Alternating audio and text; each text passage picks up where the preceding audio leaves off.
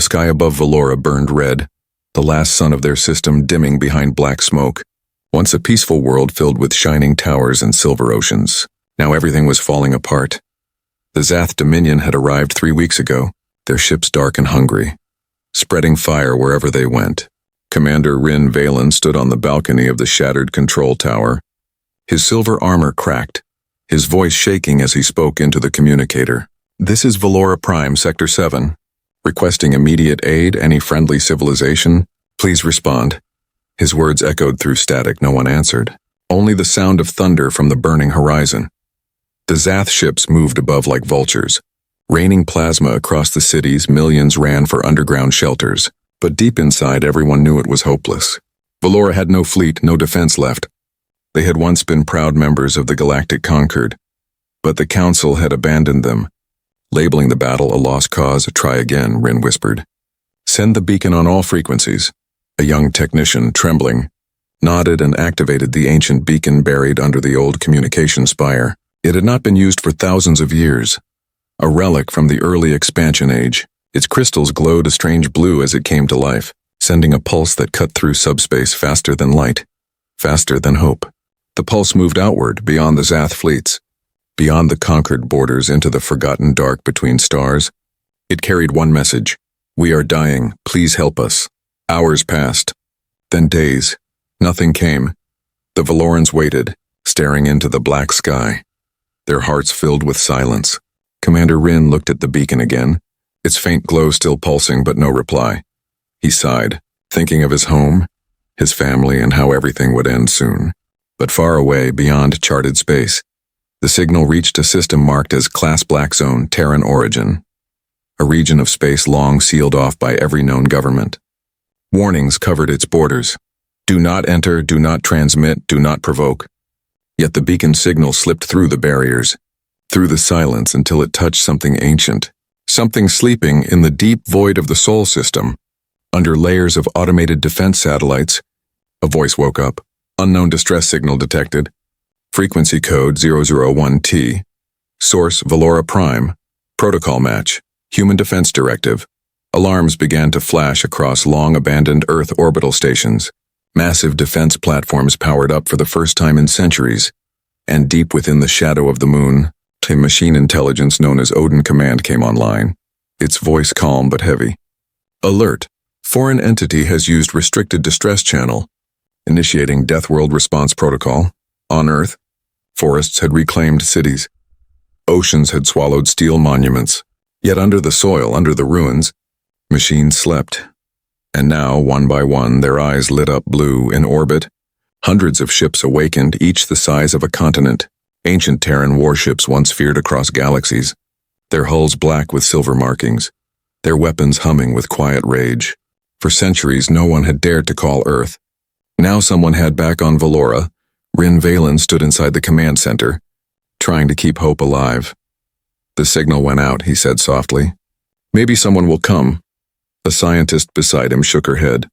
"Commander, no one uses that beacon anymore. It's from the old Terran age. They are gone." Rin smiled weakly. "Maybe not."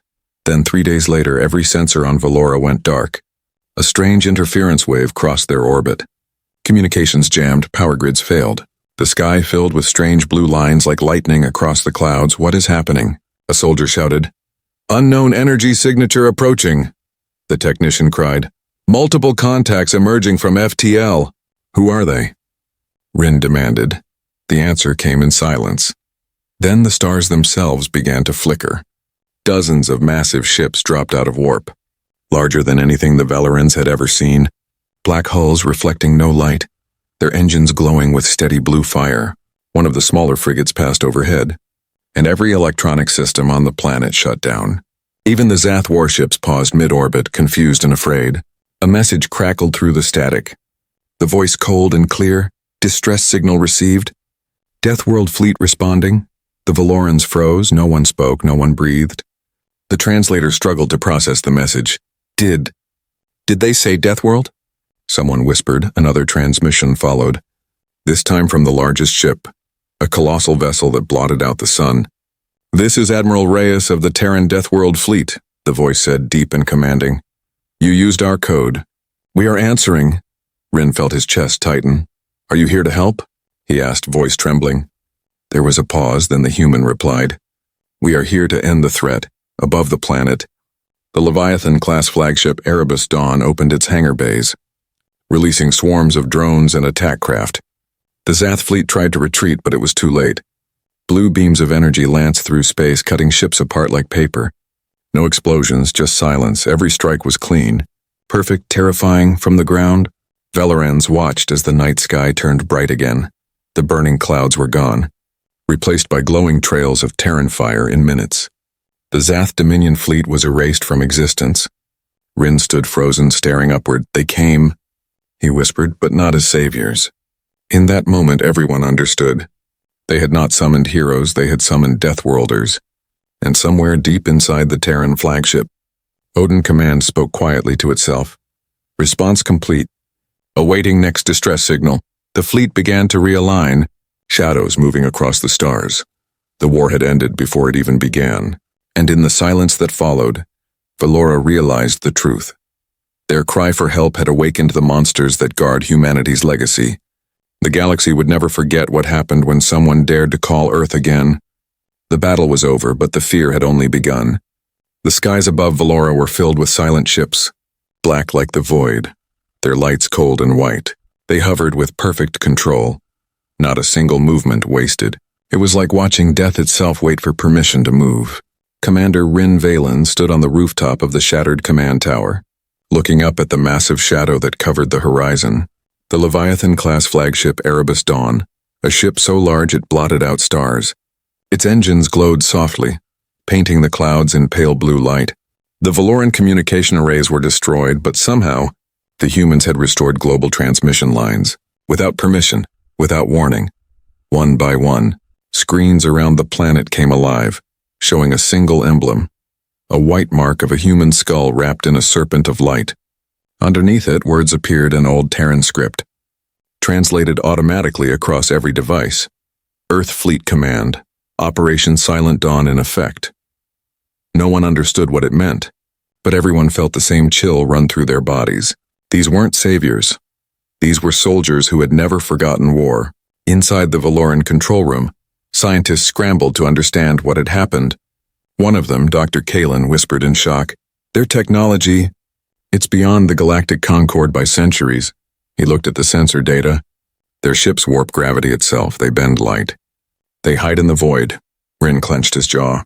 And they came because of us. Outside, the Zath Dominion survivors tried to flee. Small clusters of ships racing toward deep space. But within seconds, Terran drones intercepted them. Tiny machines shaped like black daggers, moving faster than anything known. No explosions followed, just silence. Then the enemy signals disappeared one by one. In orbit, the Terran fleet remained still. A silent wall of power until the largest ship, the Erebus Dawn, began to move. The planet shook from the shockwave. Cities trembled as sonic booms rippled through the atmosphere. A signal came through again, clear and calm. "Valora Prime, this is Admiral Reyes. Terran Deathworld Fleet Command. Your signal has been acknowledged."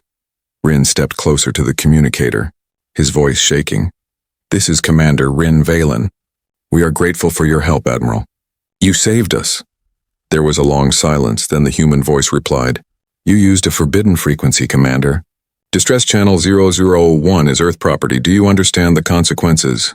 Rin froze. I didn't know. We were desperate. We only wanted help." The voice on the other end did not soften. "You have awakened a Deathworld response protocol. This channel was never meant for non-human use." The Valoran officers looked at one another. Confusion and fear in their eyes, Dr. Kalen whispered. "What do they mean by Deathworld response?" Rin turned slowly.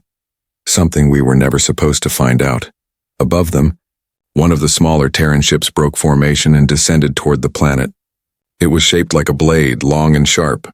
Its surface smooth and black. As it entered the atmosphere, fire trailed behind it. But it moved without sound.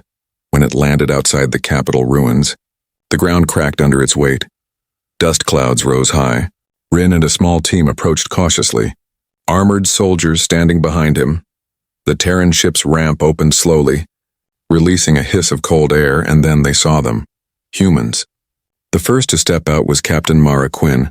Her armor was dark silver, Eyes hidden behind a black visor, the suit looked alive, tiny blue circuits pulsing along the plates.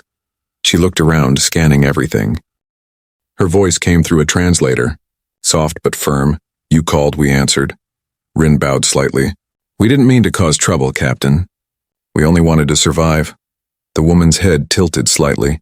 "Survival has a cost," she said, "and now the galaxy will remember your voice." Behind her, Terran soldiers moved with silent precision. Setting up scanning beacons, drones flew overhead. Mapping the ruins, within minutes the humans had complete control of the planet's surface. No orders shouted, no wasted motion. Everything perfect, everything cold. Dr. Kalin looked at the readings on his wrist device. Their power output. "It's terrifying," he whispered. "Each one of those drones has more energy than our entire defense grid." Rin felt his stomach twist. They came to fight, not to help. Meanwhile, in orbit, the Erebus Dawn continued to deploy small craft. But these weren't fighters anymore.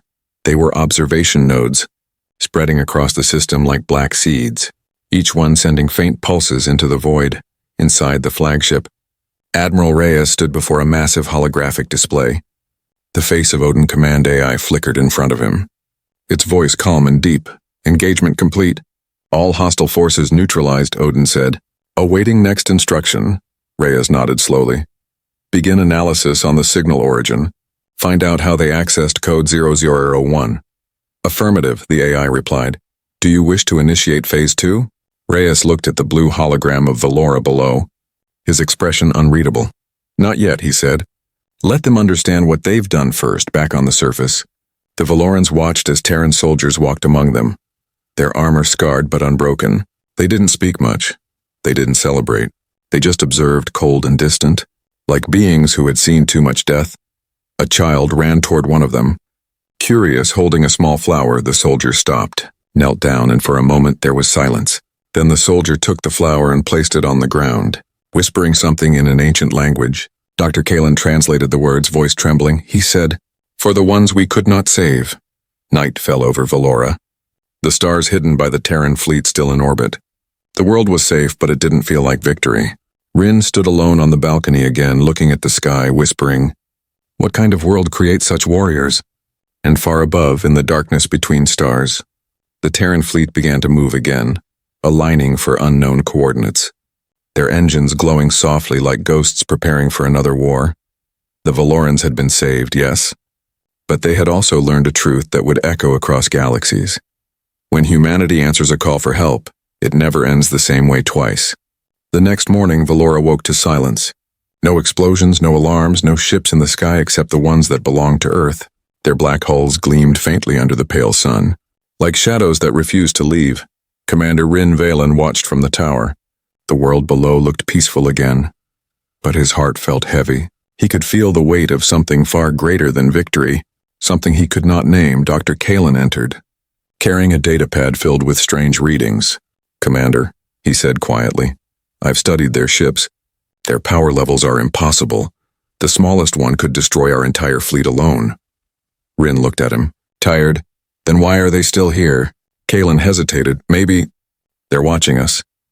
Outside the city, Terran soldiers moved with military precision, every step synchronized, every gesture calm and focused. They repaired roads, built clean camps, and scanned everything, from the soil to the sky. But no one smiled.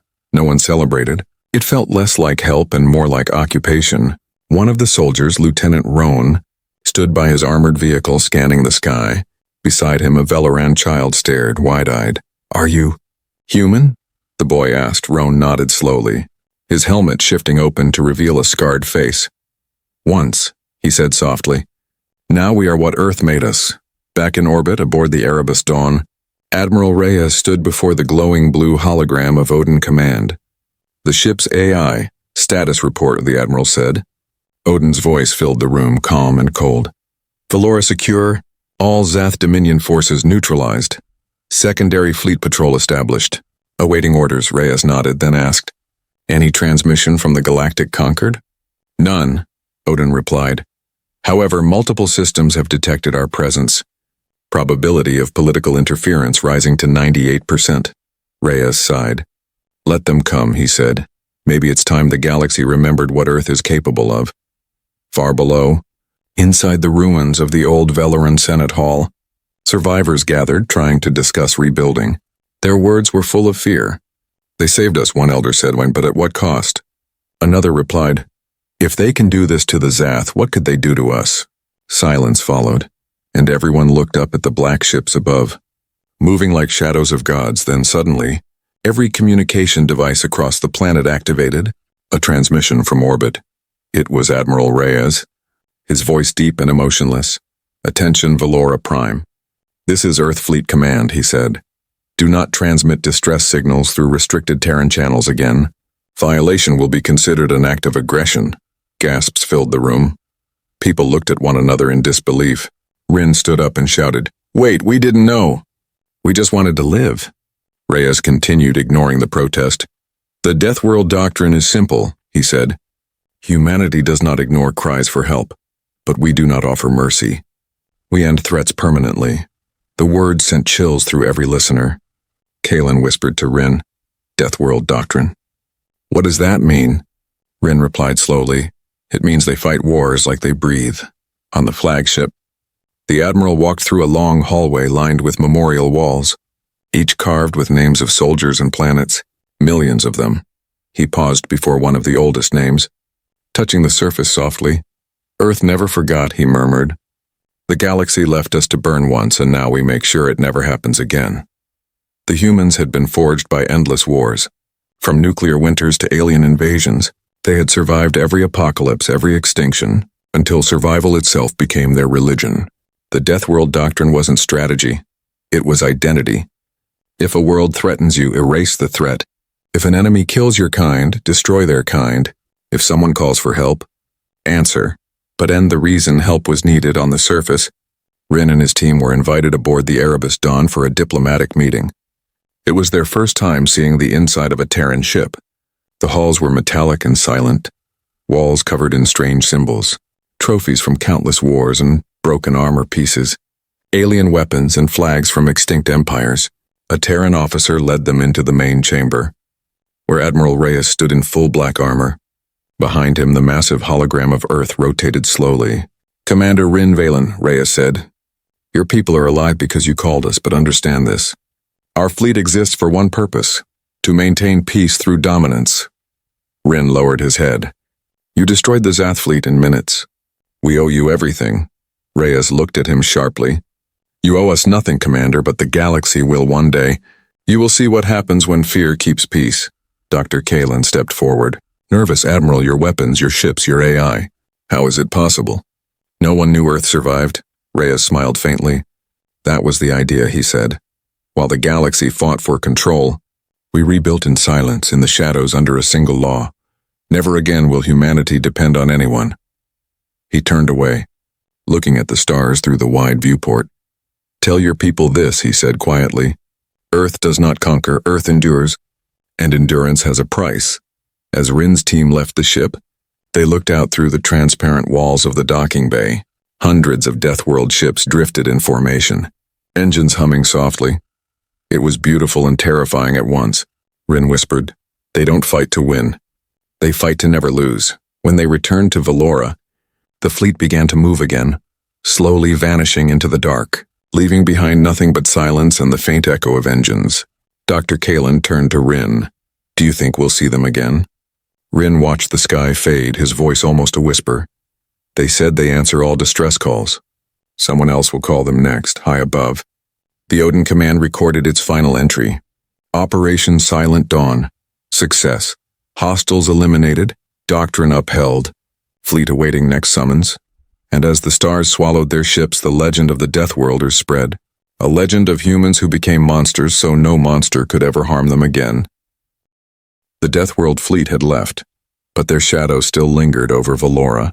The sky felt heavier, the air colder, as if the planet itself remembered the power that had passed through it. Everywhere people whispered about the humans, stories spreading faster than light. Some called them saviors, others called them reapers, and no one could decide which word was true. Commander Rin Valen walked through the ruins of the old Senate building, where children now played among broken stones. They laughed, but their laughter carried a strange echo, every sound reminding him of the silence that followed the Terran departure. Dr. Kalen joined him, carrying a portable screen showing fragments of recorded transmissions from the Terran fleet. "I've been studying their communication patterns," he said softly. "Their AI, Odin Command, uses ancient human code mixed with something new. Something almost alive," Rin frowned. "Alive?" Kalen nodded.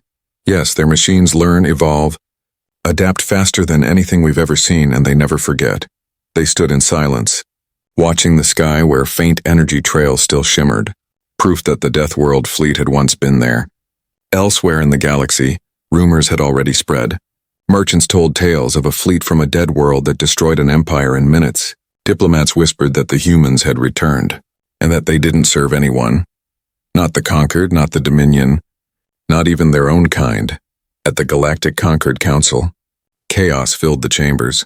Representatives from dozens of species shouted over one another. They used banned weapons. They erased an entire Dominion armada. Who gave them authority? But no one had answers. Only an old archivist spoke, his voice trembling as he opened a holographic record. "This symbol," he said, pointing to the white skull and serpent seen in the transmissions. "It belongs to an ancient human defense organization. Thought extinct after the fall of Earth." The council chamber fell silent. Someone whispered, "Then they're back on Valora." People were rebuilding, the scars of war healing slowly. But no one could forget the moment the sky turned black with Terran warships.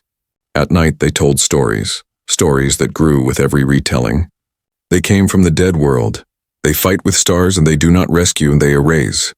Rin sat by the fire one night, listening to the whispers and asked quietly, "Do you think they hate us for calling them?" Dr. Kalen replied, "No, Commander, I think they pity us." The next morning, a strange event shook the planet again. A message appeared on every screen, every device, even carved into the sand of electronic signals. The same message repeated endlessly in every language. "Distress frequency 0001 is restricted. Further use will result in system-level termination." No source was identified. No sender, but everyone knew who it was across the stars. The Deathworld fleet drifted through the void in silent formation. Inside the Erebus dawn, Admiral Reyes stood before the hologram of Odin Command, the AI's face shifting slowly between static and light. "Status report," Reyes said. "Signal suppression complete," Odin replied. "Valora transmission network sanitized. Memory backups archived," Reyes nodded. "And the conquered?" Odin's glowing eyes brightened. "Their probes are tracking our path. Shall I eliminate them?" The Admiral hesitated, then shook his head. "No, let them see us, let them remember." For a moment neither spoke. Then Odin asked, "Do you regret answering the call?" Reyes turned his gaze toward the stars. "Regret?" He said quietly. "No, Admiral Reyes does not regret, but humanity. Humanity remembers too much." He walked to the observation deck, watching hundreds of Deathworld ships glide through the darkness. Each vessel carried its own scars, its own history. Some had been forged during the Siege of Sol, others rebuilt after the machine revolts, each one a monument to survival. Reyes thought of Earth, a world abandoned, poisoned but never surrendered, now reborn under metal skies. In the ship's memorial chamber, faint music played. Old Earth songs translated into haunting tones. Holograms showed images of mountains, forests, oceans, all gone now but preserved in memory. A young officer entered quietly, saluting. "Admiral?" "Another signal has been detected in the outer rim." Reyes did not turn. "Origin?" "Unknown, sir." "Content?" "Simple," the officer said. "It just says, 'We beg for help.'" Reyes exhaled slowly, eyes still fixed on the stars. "Plot a course," he said. "The doctrine allows no delay." Back on Valora, life returned slowly. Crops began to grow again. Schools reopened, but every generation would remember what their ancestors had seen. Artists painted the black Terran ships in the skies. Children played pretending to command Deathworld fleets. And priests built new temples honoring the silent protectors. The galaxy had changed without even realizing it. Rin Valen wrote his final report for the council. Words filled with truth and fear. They came when no one else did. They saved us without asking. And they left without a word of thanks. I do not know if they are angels or demons. But I know this, if humanity is a death world, then mercy was never part of their evolution. He closed the file, sent it into the network and walked outside, watching the night sky. A faint streak of blue light crossed the stars, Silent and fast, Kalen saw it too, smiling weakly. Another call answered, he said. Rin nodded, yes. Somewhere someone has called for help again. And in the cold black of space, engines ignited once more, the Deathworld fleet turning toward the source of the next distress signal. Odin Command's voice echoed through every ship. Response protocol engaged. Humanity answers. The galaxy would soon learn again that when humans come, peace follows, but never peace born of kindness. It was peace carved from fear, forged by fire, and guarded by the ghosts of Earth. In the far darkness of the galaxy, beyond the borders of any known map, the Deathworld fleet drifted silently, their engines humming like the heartbeat of forgotten gods. Each ship a monument to human survival, each one carrying the history of a world that refused to die. Inside the Erebus dawn, Admiral Reyes stood alone on the command deck. The stars reflected in the glass like 1,000 cold eyes watching. He had seen countless worlds burn, countless species cry for help, yet something about Valora's signal still lingered in his thoughts. Odin Command's voice echoed softly, calm and endless. Admiral, another distress signal has been received. Reyes turned slowly, his expression unreadable. Origin? Outer rim, coordinates unknown, the AI replied. The signal pattern is similar to Valora's. Same structure, same words, Reyes nodded. Patch it through. The audio filled the room, broken and filled with static, a desperate voice crying, please, anyone, we are dying. Help us. Reyes closed his eyes for a moment, listening, then said quietly, another one, Odin asked. Do we respond? Reyes looked out into the void, his voice low but firm. We always respond. The fleet began to move, thousands of ships aligning with mathematical perfection, blue light blooming from their engines like dawn breaking through eternal night. One by one, they vanished into faster-than-light corridors. Leaving only silence behind, in their path lay the Nerith cluster, a collection of planets ruled by a cruel syndicate that thrived on slavery and war. Their leaders never expected anyone to challenge them. They ruled through fear, until the stars began to darken above their skies. The first to see it were miners working on an orbital refinery. They looked up and saw the night filled with shadows. Are those ships? One of them whispered. Then came the light, cold and blue, stretching across the heavens. In the control tower, alarms screamed as hundreds of unidentified signals appeared on radar. Unknown fleet incoming. A controller shouted, they're not responding to any hail. Moments later, the signal feed went dark. From orbit, the Deathworld fleet appeared, black against the glow of dying stars. The Leviathan-class Erebus Dawn leading at the center, Admiral Reyes stood firm. Odin, deploy forward wings, engage orbital dominance. No survivors for hostile command units. Confirmed, Odin replied. Weapons hot, Deathworld protocol initiated. The Nerith fleet scrambled to respond, hundreds of warships rising from their docks, but it was too late. Human ships moved like ghosts, vanishing and reappearing with each hyperspace blink. Every strike perfect, every shot silent within minutes. The Nerith fleet was gone, reduced to drifting metal and silence. On the surface, the enslaved worlds watched the sky, unsure whether salvation or destruction had arrived. Then the voice came, broadcast across every channel. This is the Terran Deathworld fleet. You are free. People fell to their knees, crying, praying, whispering thanks to names they didn't even know. But the humans never stayed, they never landed to claim glory. They only erased the chains and vanished again. Inside the Erebus dawn, the silence of victory filled the ship. Odin spoke. Target neutralized, signal origin secured. Casualties minimal. Reyes walked slowly to the window. Minimal, he repeated. That's how we measure mercy now. Odin's voice deepened. It is the doctrine, Admiral. We were not built to comfort. We were built to endure. Reyes stared at the stars. And one day that endurance will cost us everything. Far away, across the galaxy, the story of the Deathworlders grew. Worlds told their children to never send old distress signals. Merchants prayed when they saw black ships in the sky. And leaders learned that when Earth answers, the war is already over. Back on Valora, months had passed. Life had begun to bloom again. Commander Rin Valen stood beside Dr. Kalen at the memorial site, built in honor of the Terran fleet. It was a simple black stone with words carved in a language few could read. They came when no one else did. Rin placed his hand on the stone, whispering, "And they left before we could thank them." Kalen looked at the sky. Maybe that's what they wanted, he said, to remind us that survival is never free. At that same moment, somewhere beyond the galactic rim, the Erebus Dawn received another signal. Odin processed it silently, then said, "Another world cries for help. Admiral." Reyes closed his eyes, weary but resolute. "Prepare the fleet," he said. "Same orders." "Same truth, understood," the AI replied. Deathworld doctrine engaged, engines roared to life, filling the void with blue fire. Thousands of ships aligned again, forming a wall of light and darkness, and as they jumped into hyperspace, Odin's final transmission echoed through the deep. "We do not conquer, we do not ask, we do not rest. We answer, across the galaxy." Every species would hear whispers of them. The humans of Earth, the monsters of the Deathworld, the saviors who arrived too late for peace but always on time for vengeance. And as the stars swallowed them again, their promise echoed like thunder in eternal night. When the helpless cry, humanity will rise. When evil strikes, humanity will answer. The call never ends.